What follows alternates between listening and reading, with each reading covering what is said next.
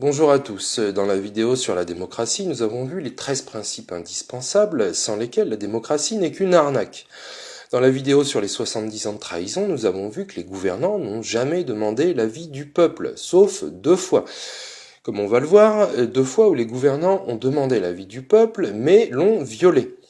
La première, c'était avec Mitterrand pour le traité de Maastricht. Alors certes, la violation a été subtile, et c'est l'objet de cette vidéo, pour vous montrer à quel point, de façon juridique, on nous prend pour des saucissons.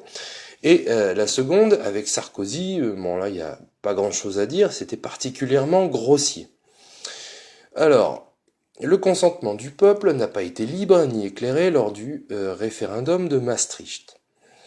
Une trahison de dingue avec un déroulement en 11 actes. Le premier, la trahison de l'exécutif. Je rappelle que selon l'article 5 de la Constitution, le président est le garant de l'indépendance de la nation. Pour être indépendant, il faut être souverain. C'est une vérité qu'on peut observer par analogie avec l'homme. La souveraineté est à l'indépendance ce que le libre arbitre est à la liberté. Je précise un petit peu, mais ça sera éclairant. La liberté, c'est le bon usage du libre arbitre. Si on n'a pas le libre arbitre, on n'est pas libre. Et si on l'utilise mal, on n'est pas libre non plus. L'indépendance, c'est pareil, c'est le bon usage de la souveraineté. Si on n'a pas la souveraineté, on ne peut pas être indépendant. Et si on l'utilise mal, on n'est pas indépendant non plus. Donc on parle du bon usage. C'est simple, mais encore une fois, aucun expert, philosophe, encore moins un politique, ne l'a compris. L'intérêt de tout ça, c'est quoi? Au niveau individuel, c'est de pouvoir rechercher le bonheur. Et au niveau collectif, c'est de pouvoir rechercher le bien commun. Le président de la République a signé tout seul comme un grand, le 7 février 1992, le traité instituant l'Union européenne. Donc Maastricht. Ce traité n'est que l'aboutissement de tout ce qui a été déjà mis en place avec l'acte unique européen de 86 sans demander au peuple jamais. Ils font leur tambouille dans leur coin.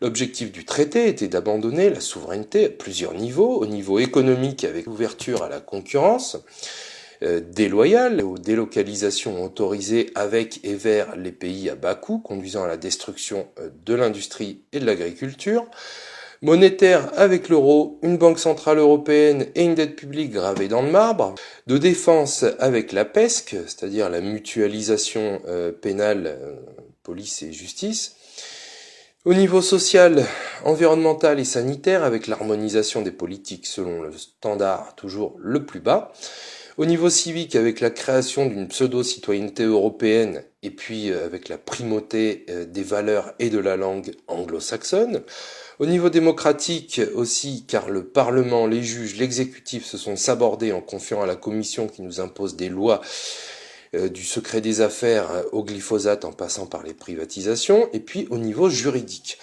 en créant un ordre juridique parasitaire par l'insertion du traité sur l'Union européenne, le traité de Maastricht, dans la Constitution comme un cheval de Troie qui a permis tous les abandons postérieurs. Le président de la République a soumis le 11 mars le traité sur l'Union européenne signé à Maastricht le 7 février 1992 au contrôle du Conseil constitutionnel conformément à l'article 54 de la Constitution. Deuxième trahison, celle du Conseil constitutionnel avec sa décision Maastricht 1. Il observe, le Conseil constitutionnel, plusieurs atteintes aux conditions essentielles d'exercice de la souveraineté, dont notamment même pas les conditions normales, mais les conditions essentielles, dont notamment la monnaie unique, la banque centrale, la politique monétaire, le vote des étrangers et la suppression des frontières. Mais au lieu de censurer les dispositions contraires à la Constitution, il en déduit qu'il faut la réviser, alors même que, d'abord, c'est sa mission depuis 1971 de veiller au respect de la Constitution. Non pas juste formel, mais avec un contrôle sur le fond. Il n'est qu'un pouvoir institué au service du peuple, le seul souverain. Il n'en a pas le droit d'ôter au peuple sa souveraineté. Le Conseil constitutionnel savait également que le président pouvait choisir la voie de la révision par le Congrès pour éviter de demander l'avis du peuple sur cette loi qui insérerait le traité dans la Constitution. Alors, s'il respectait ne serait-ce qu'un petit peu sa mission, il aurait à minima émis une réserve en imposant que cette question ne passe pas par un vote des parlementaires, mais par référendum. Petit 3. Le Conseil constitutionnel savait qu'il ne contrôlerait pas la loi constitutionnelle votée par le Parlement réuni en congrès au nom de la séparation des pouvoirs. Ensuite, petit 4, il savait que le président lui resoumettrait le projet modifié et qu'il ne pourrait alors plus s'y opposer, justement parce que le traité serait inclus dans la Constitution. Le Conseil constitutionnel aurait dû interdire ce traité d'emblée. Dans une décision de 2000, il affirme qu'il peut interdire une disposition lorsque l'irrecevabilité qui serait opposée au recours risquerait de compromettre gravement l'efficacité de son contrôle. Et c'était le cas à l'époque, preuve que quand on veut, on peut. Trahison ensuite du gouvernement. Suite à la décision du Conseil constitutionnel, le gouvernement adopta en Conseil des ministres, le 22 avril, un projet de loi pour insérer un article 88.1 dans la Constitution.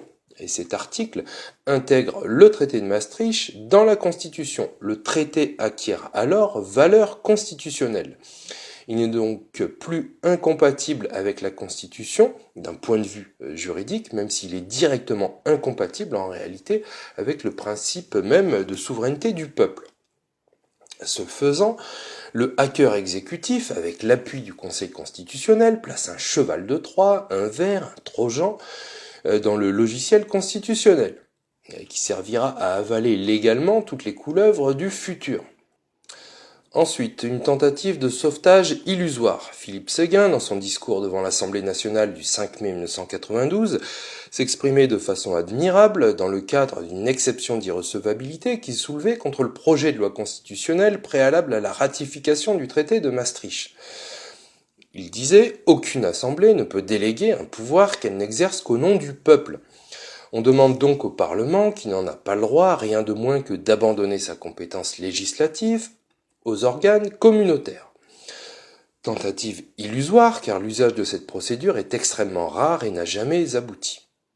Et M. Séguin n'était pas sans le savoir, c'était donc au mieux de l'esbrouffe. La trahison et le sabordage du Parlement. Le Congrès adopte la réforme le 23 juin 92 par 592 voix pour, 73 contre et 14 abstentions, majorité requise de 399. Le texte est donc adopté à une écrasante majorité de traîtres. Le Parlement réuni en Congrès se prend pour le souverain. Ce n'est pourtant pas ce que dit l'article 3 de la Constitution. La souveraineté appartient au peuple. Il n'est pas marqué « La souveraineté appartient au peuple et au Parlement réuni en Congrès ». La loi constitutionnelle du 25 juin 92 est donc adoptée et elle ajoute à la Constitution un titre 14 dénommé « Des communautés européennes et de l'Union européenne », qui introduit un article 88 qui énonce notamment, à la façon fake news, la République participe aux communautés européennes et à l'Union européenne constituées d'États qui ont librement choisi librement, en vertu des traités qui les ont institués, d'exercer en commun certaines de leurs compétences. Librement, le peuple n'a pas été consulté. Et pour le traité de Rome, pareil, que dalle. Donc à aucun moment de la procédure. Pour ceux qui se diraient « oui, mais 4 ans avant, Mitterrand a été réélu », je réponds qu'une élection n'est jamais, en vraie démocratie représentative, un chèque en blanc à tout. Vous pouvez le voir dans la vidéo sur la démocratie. Et surtout pas pour détruire la Constitution en y insérant un cheval de Troie. Et plus encore, lorsque la liberté d'opinion des citoyens est totalement bafouée. Philippe Séguin, dans son discours précité de 92, parlait de terrorisme intellectuel comme on va le voir. Jamais un élu français n'est élu pour saborder la France. Et jamais un pouvoir comme le Conseil constitutionnel, qui n'est qu'un pouvoir institué par le peuple constituant, n'est mis en place pour agir à l'encontre de sa mission. Les arguties juridiques vaseuses et tortueuses qu'ils peuvent pondre ne changent absolument rien au fond. Ensuite, nouvelle trahison du Conseil constitutionnel dans sa décision Maastricht 2 du 2 septembre 1992. Le Conseil constitutionnel est saisi par 70 sénateurs et doit vérifier que la révision constitutionnelle du 25 juin a effectivement supprimé tous les éléments d'incompatibilité entre ce traité et la Constitution. À quoi s'attendaient les auteurs de la saisine? Le Conseil constitutionnel, dans sa décision, affirme que le traité de Maastricht n'est plus contraire à la Constitution, car celle-ci le contient. Elle contient le cheval de Troie qui permet au Conseil constitutionnel de dire que le traité est conforme à la Constitution. Je cite, les dispositions de l'article 88 ont pour effet de lever l'obstacle d'ordre constitutionnel. Le Conseil constitutionnel se permet de dire dans son considérant 19 que le pouvoir constituant est souverain, qu'il lui est loisible d'abroger, de modifier ou de compléter des dispositions de valeur constitutionnelle dans la forme qu'il estime appropriée. Depuis quand la souveraineté nationale appartient-elle aux élus ? Le seul souverain, le seul pouvoir constituant, c'est le peuple. Les autres pouvoirs, comme le Parlement, ne sont que des pouvoirs institués. Ensuite, la trahison des médias, qui ont donné beaucoup plus de temps d'antenne aux partisans du oui, qui les ont fait débattre avec les autres partisans du oui, et n'ont pas fait grand-chose pour lancer, d'ailleurs, le débat. Les citoyens n'ont pu avoir une chance réelle et sérieuse de former une opinion politique éclairée, et leur liberté d'expression s'en est trouvée viciée lors du référendum. Pourquoi ? Pour la simple et bonne raison que l'espace public était déjà l'objet d'un terrorisme intellectuel, selon les mots mêmes de Philippe Séguin en 92, qui énonçait également que ce débat ne s'engage pas vraiment, on se contente de faire dans l'incantation, c'est beau, c'est grand, c'est généreux, Maastricht, comme il disait, ou dans la menace à peine voilée, Maastricht ou le chaos. Si vous ne votez pas Maastricht, vous ne serez jamais ministre. Tout se passe en réalité comme si personne n'avait vraiment envie de débat. Début septembre, nouvelle trahison présidentielle. 3 semaines avant l'échéance, un sondage donne le non gagnant à 51%. Mitterrand, à la façon d'un bon disciple de Machiavel, instrumentalisa avec brio sa maladie. En effet, 1 semaine avant le scrutin, en sortant de l'hôpital Cochin, il annonçait, lui qui savait être atteint depuis son élection de 81 d'un cancer, annonça à la sortie de l'hôpital, 3 semaines avant le suffrage, qu'il avait un cancer à la prostate. Il entra dans le débat en annonçant un 21 septembre fracassant en cas de victoire du non, et même un drame national. Badinter s'est permis de dire « Les hommes politiques que nous avons élus sont tout de même mieux avertis que le commun des mortels, pour une fois qu'on leur fasse confiance ».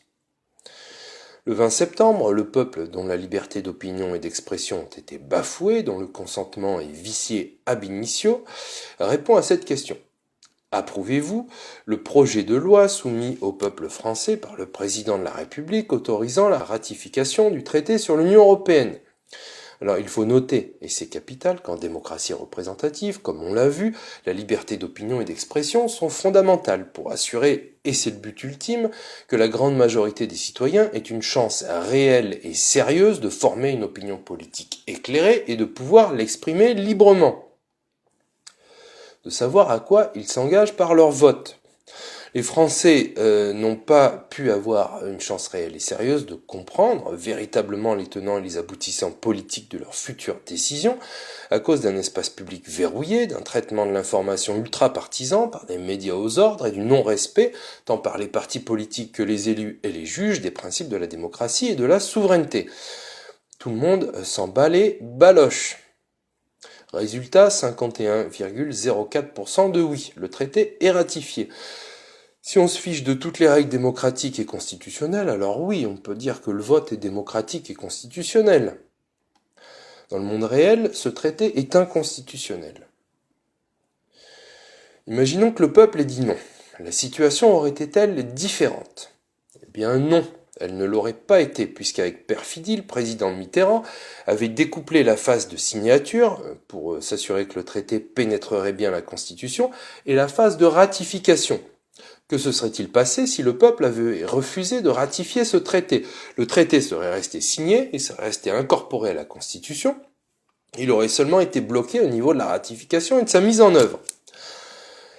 Le Parlement aurait certainement été réuni 2 à 3 ans plus tard pour le ratifier, après qu'une large campagne de désinformation et de propagande eût été menée en faveur de l'inévitable ratification sous peine de fin du monde par le feu ou d'apocalypse zombie.